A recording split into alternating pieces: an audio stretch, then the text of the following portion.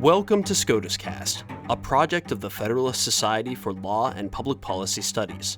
Our contributors join us from around the country to bring you expert commentary on U.S. Supreme Court cases as they are argued and decisions are issued. The Federalist Society takes no position on particular legal or public policy issues. All expressions of opinion are those of the speaker.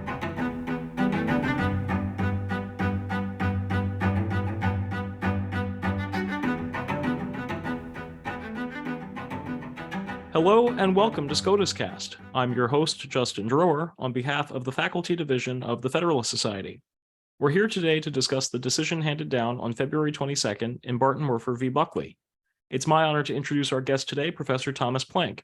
He is a professor emeritus at the University of Tennessee College of Law, where he taught bankruptcy, property, and commercial law for 27 and a half years.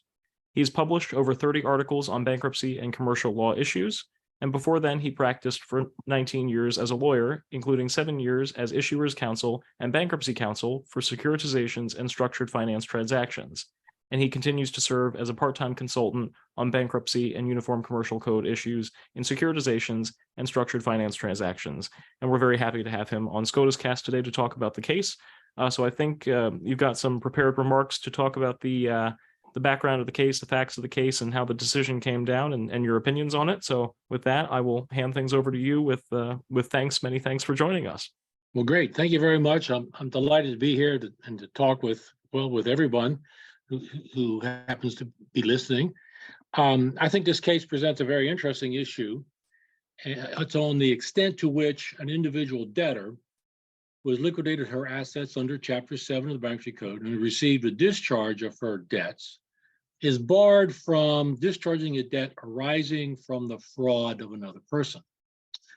Specifically, the statute involved is Section 523A2A of the Bankruptcy Code, and it states, quote, "A discharge does not discharge an individual from any debt for money to the extent obtained by false pretenses, false representation, or actual fraud."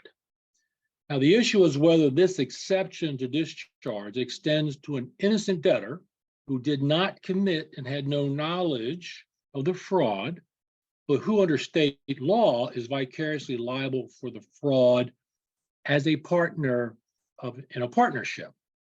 The court ruled that the vicarious liability of the innocent debtor did bar the innocent debtor's discharge.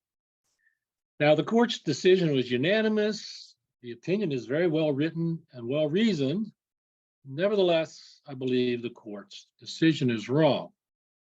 On the surface, the issue presented appears to be a narrow one.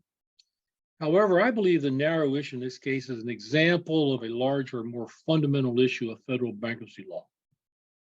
And that is the relationship between the bankruptcy code and bankruptcy policy on the one hand, and in this case, the law governing discharge and exceptions, and B, the underlying non-bankruptcy law, which is mainly state law, and policy that in this case created the liability.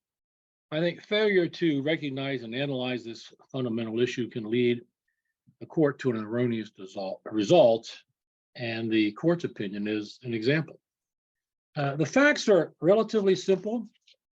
Petitioner, then Kate Pfeffinger and now Kate Bartenwerfer, and her then fiance and now husband, David Bartenwerfer, bought a house in San Francisco that needed extensive renovation. David remodeled the house, and Kate, who worked at a medical supply company, had very little involvement in the renovation. Kate and David put the house on the market and filled out a transfer disclosure statement required by California law. Kate relied on David for questions within his knowledge. David and Kate then sold the house to the respondent, Kieran Buckley.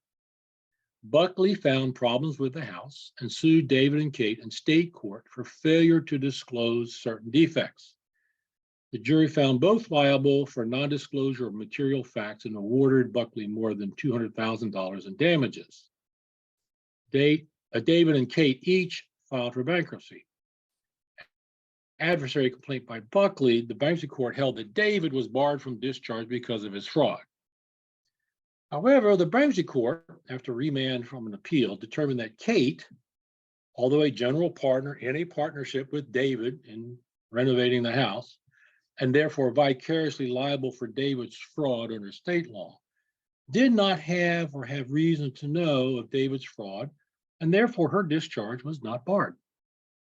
Upon appeal, the Ninth Circuit Court of Appeals reversed on the basis of an 1885 Supreme Court case, Strang v. Bradner, which we'll discuss in a bit, and held that the debt of Kate, though an innocent partner, was not dischargeable. Because of a split among the circuits, the court granted a writ of certiorari, and the court held that the exception from discharge for debts for money obtained by fraud applied not only to the debtor who committed the fraud, but also to an innocent debtor who was vicariously liable for the fraud. First, as appropriate, the court stated with an analysis, the court started with an analysis of the language of section 523A2A.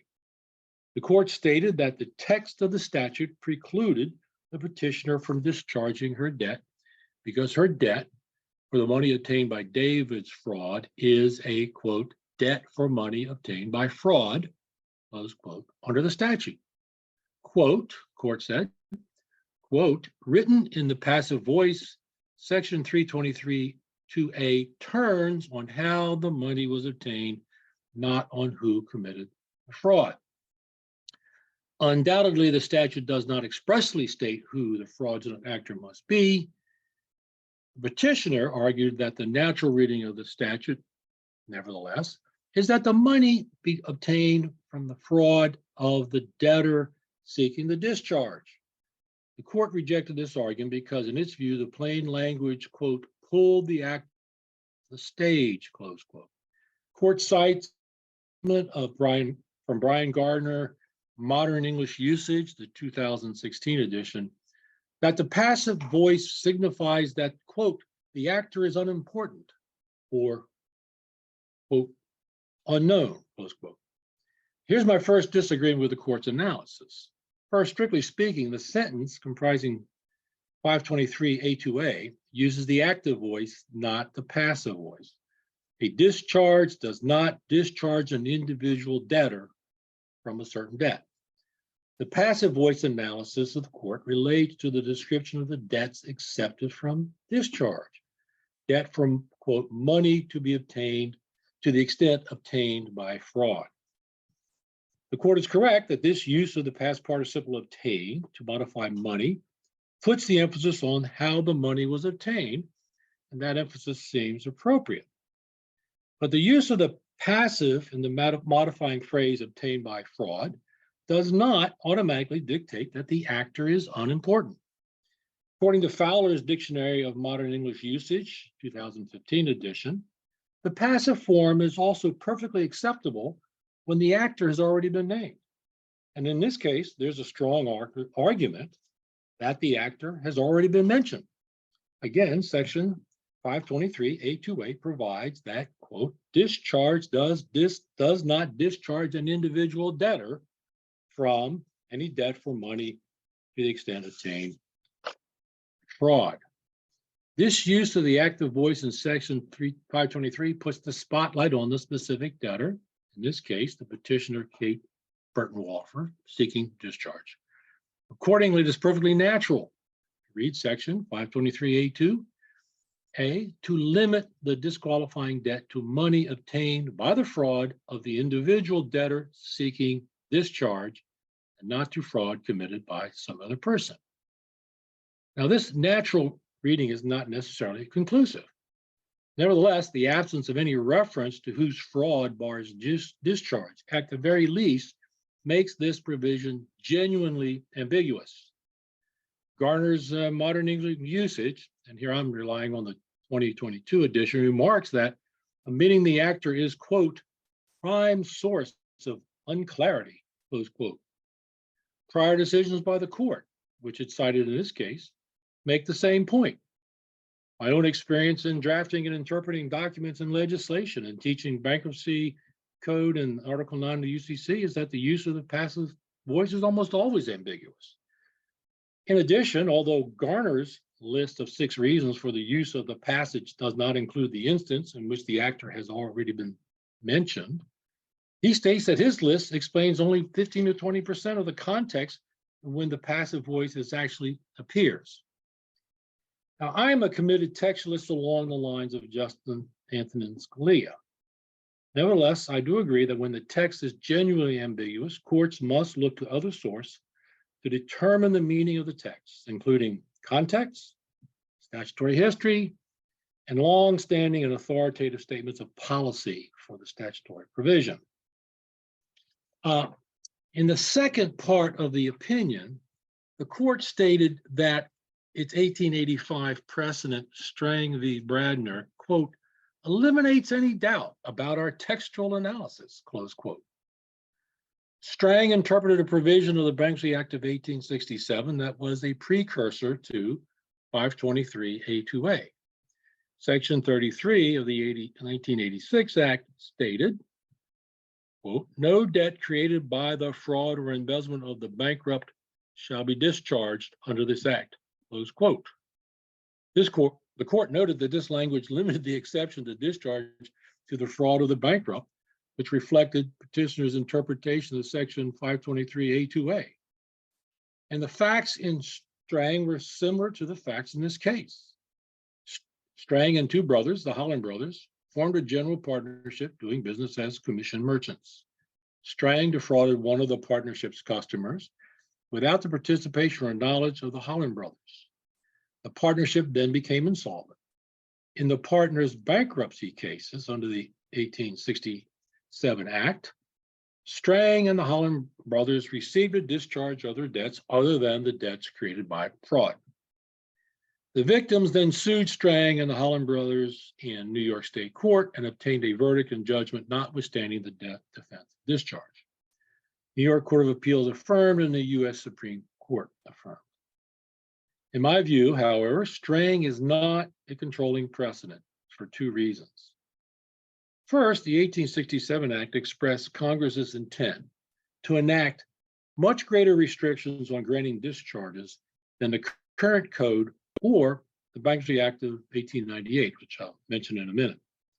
For example, under Section 33 of the 1867 Act, if creditors received dividends of less than 50% of their claims, no discharge was granted unless a majority of creditors in number and value consented. The 1867 Act contained a long list of grounds for total denial of discharge in Section 29, more than 17 clauses as I've counted it. It also contained exceptions from discharge, not total denial, but exceptions from discharge for 2 categories of fraud in Section 33. It was estimated that fewer than 1/3 of the debtors received discharges under the 1867 Act. Second, the court in Strang thoroughly analyzes the validity of the claims of fraud by Strang, but only in the last paragraph did the court address the question of the liability of the Holland brothers as the innocent partners.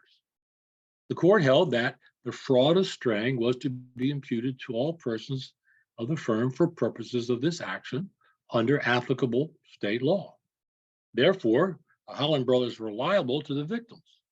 In this discussion, the court focused on the rule that creates liability for all general partners for the fraud of one party. It did not analyze any aspect of the rules or policy of discharge or non-discharge for innocent partners. It simply equated liability for fraud with the exception to discharge. Now, given the then view preferring a more limited discharge, perhaps this is not surprising. Now, the court in Bartenwerfer then stated that the holding in Strang was incorporated into the discharge provisions in the Bankruptcy Act of 1898 on the presumption that Congress is aware of the court's precedents. In my view, this rule doesn't apply in this case. As Charles Tabb has described in his 1991 History of the Discharge, the 1898 Bankruptcy Act enacted dramatic pro-debtor changes to the discharge. In his words, quote, the 1898 recognized formally for the first time the overriding public interest in granting a discharge to honest but unfortunate debtors. The debtor is then able to resume his or her place as a productive member of society. The 1898 drastically curtailed the number of statutory grounds for total denial of discharge from 17 to just 2. And it eliminated the minimum creditor recovery or creditor consent for discharge. Using a more targeted approach, the 1898 Act did expand a list of grounds for exceptions of certain debts from discharge, from 2 in the 1867 Act to 5 in the 1898 Act, including debts incurred from fraud. In addition, the structure of the exception of debts for money obtained by fraud from discharge in Section 17, as in Section 523 A2A, differs dramatically from that of Section 33 of the 1867 Act. Specifically, Section 17 of the 1898 Act stated that, quote, a discharge in bankruptcy shall release a bankrupt from all his provable debts except, and then there's a list of about 5. One of them are judgments in actions for fraud or obtaining property for false judgments or false representations. As the court remarked, this Section 17 removed the phrase of the 1867 Act of the bankrupt following the word fraud. This change, however, is not as important as it may appear. Section 17 of the Act, like Section 523 of the current code, employs the active voice to declare that a discharge, the subject of the sentence, does not discharge the bankrupt, or in the case of the current code, the individual debtor, which is the object of the sentence, whose debts are accepted from discharge. This contrasts to Section 33 of the 1867 Act, in which the sentence employs the passive voice that emphasizes the debt as the subject of the sentence. Again, quote, no debt created by the fraud or embezzlement of the bank shall be discharged.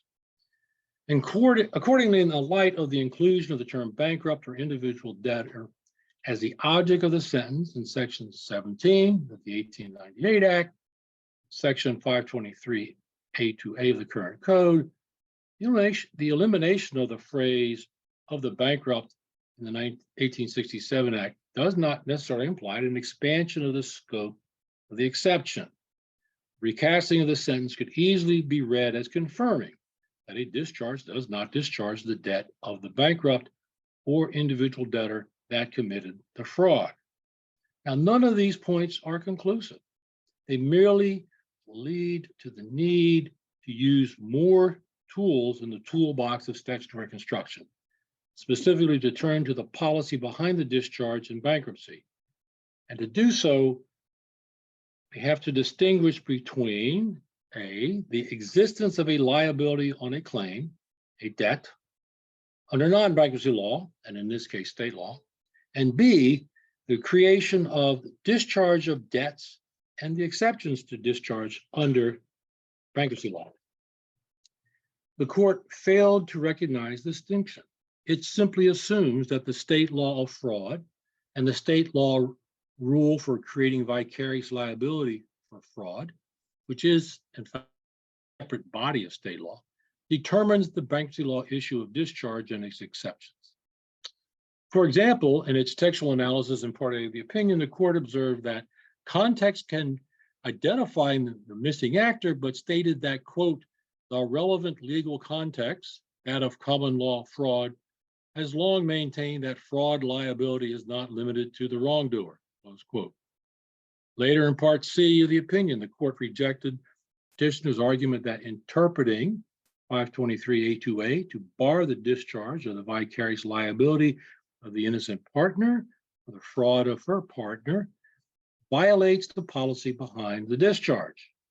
Again, the court equated the considerations, including the balancing of interests of the debtor with the defrauded creditor, for creating the innocent debtor's vicarious liability under state law, with the considerations for accepting that vicarious liability from discharge.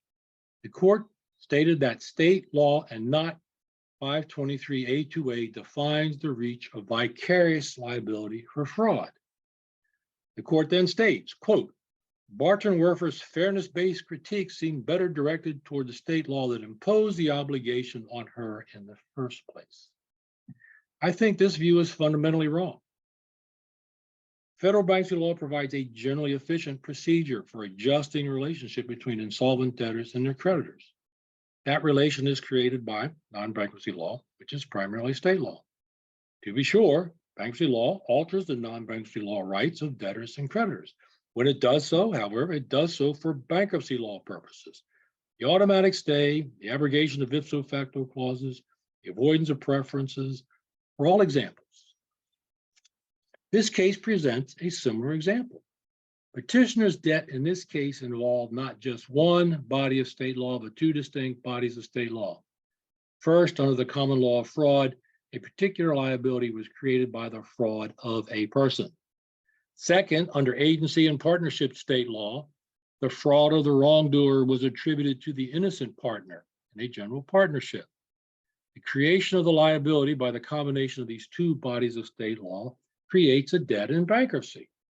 However, that debt once created, how that debt once created is treated in bankruptcy is, however, a question of federal bankruptcy law and its policies.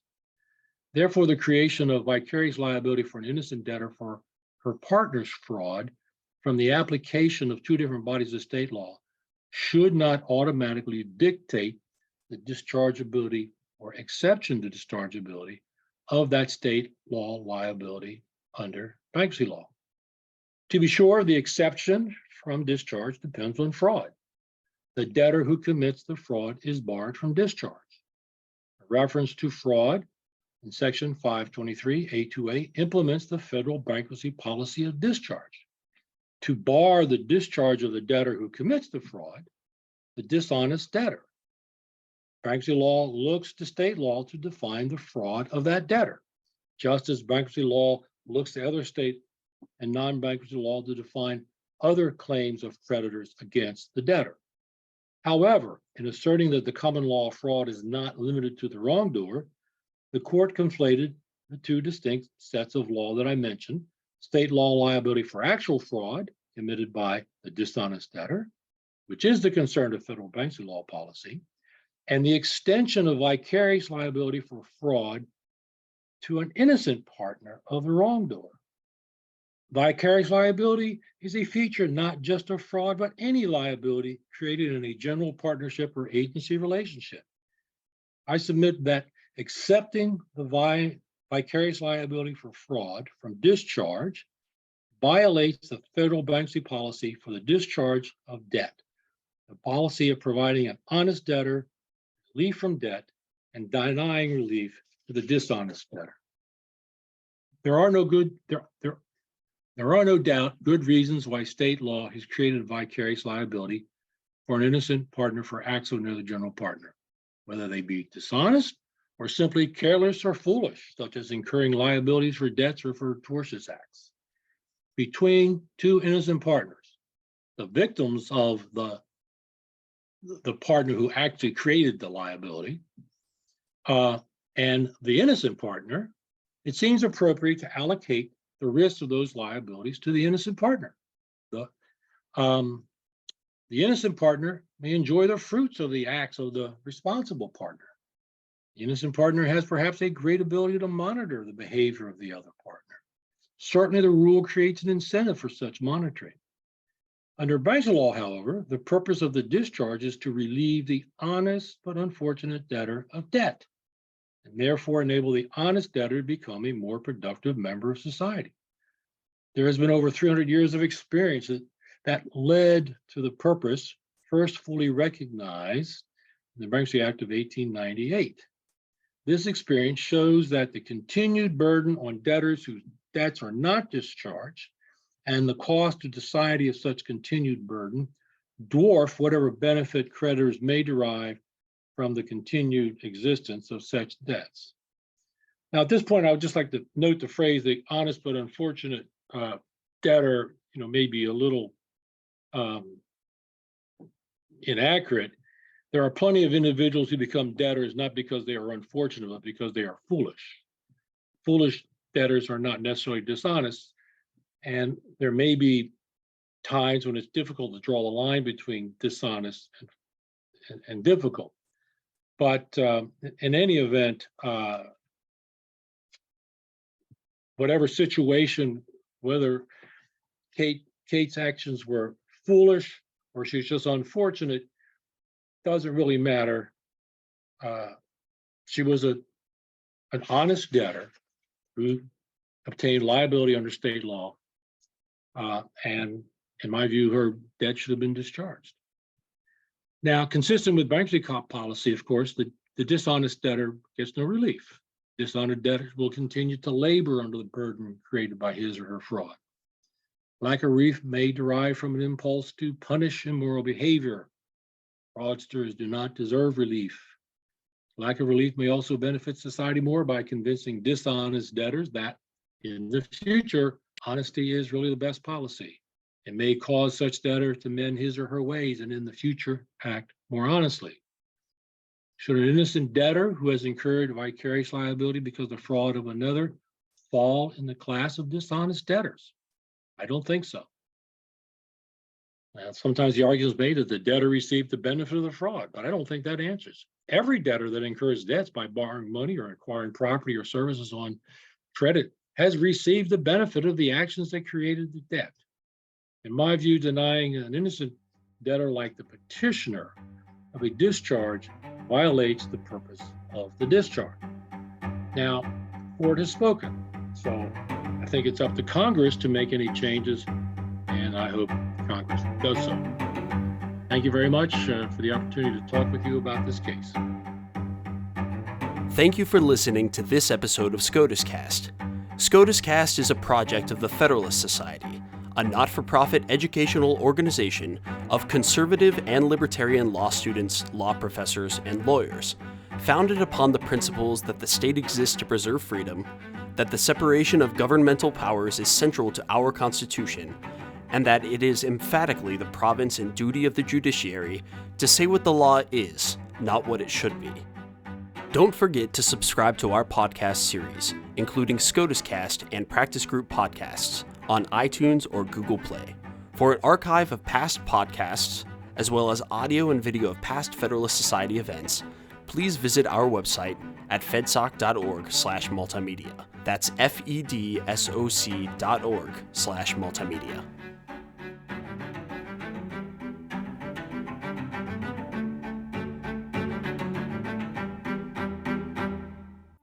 This has been a FedSoc audio production.